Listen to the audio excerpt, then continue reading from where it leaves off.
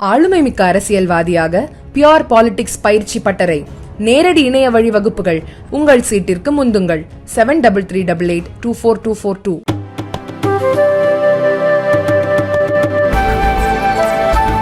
பட்டியலின மற்றும் பழங்குடியினர் இட ஒதுக்கீட்டில் கிரீமி லேயர் முறையை அமல்படுத்தக்கூடாது என்ற எம்பிக்களின் கோரிக்கையை பரிசீலிப்பதாக பிரதமர் நரேந்திர மோடி உறுதியளித்துள்ளார்.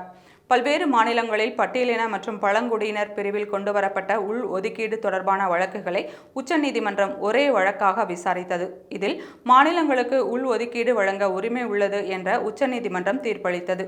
மேலும் ஓபிசி பிரிவில் நடைமுறையில் உள்ளது போல எஸ்சி எஸ்டி பிரிவுகளிலும் கிரீமி லேயர் முறையை கொண்டு வர வேண்டும் என்றும், ஒருமுறை இடஒதுக்கீட்டின் பலனை பெற்றவர்கள் அடுத்த முறை பெறக்கூடாது எனவும் உச்சநீதிமன்றம் கருத்து தெரிவித்தது.